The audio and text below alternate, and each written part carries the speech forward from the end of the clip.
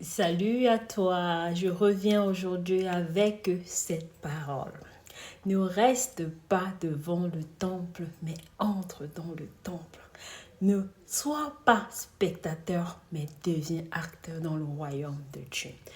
Le verset de base que nous allons utiliser, c'est dans Actes des Apôtres, chapitre 3, du verset 1 à 8.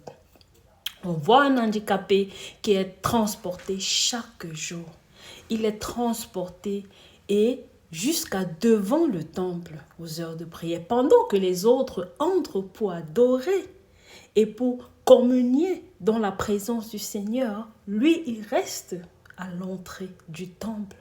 Et je me demande pourquoi est-ce qu'il reste devant le temple. Ça peut être à cause des préjugés qu'à l'époque, on avait sur les handicapés dans la culture juive, que peut-être les handicapés, ils viennent, c'est un sort que Dieu leur a lancé par les péchés qu'ils ont commis ou les péchés même de leurs ancêtres.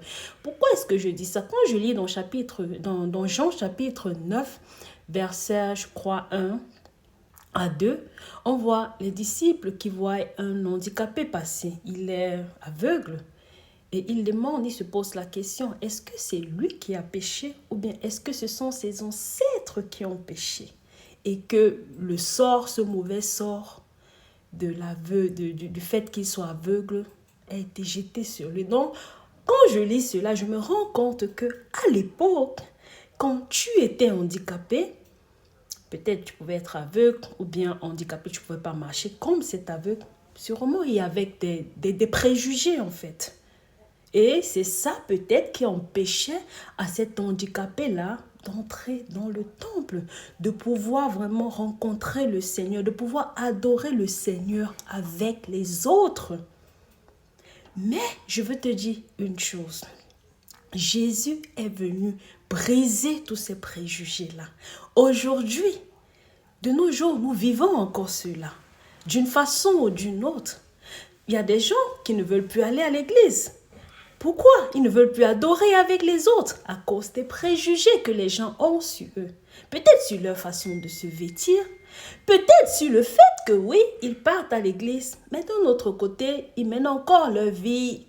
Ils enjoyent leur vie, ils guérissent, tu vois, ils profitent de leur vie.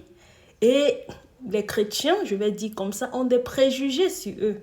Les jugent et sur ce fait, ils disent, non, je préfère rester à la maison. Je préfère rester devant le temple et je n'entre pas. Je préfère me mettre sur le net, j'adore, au lieu d'aller à l'église où on va me juger, où on va me lancer tous ces préjugés face à mon habillement, la façon dont je suis vêtue, ou par ma façon d'appréhender la vie, ou par ma façon d'aimer ma vie, d'enjoyer ma vie. Mais je veux te dire à toi, qui passe par cette situation, qui a vécu ces préjugés ou qui a peur même de vivre ces préjugés. Jésus est venu pour briser tous ces préjugés. Ne te limite pas seulement à rester devant le temple. Non, entre dans le temple. Cherche la présence de Dieu. Cherche à pouvoir mettre en exergue le don que Dieu t'a donné pour son royaume, pour sa gloire. Ne regarde pas aux préjugés. Ne regarde pas, n'écoute pas ce que les gens vont dire te concernant. N'écoute pas ces préjugés, mais garde ton focus sur Jésus.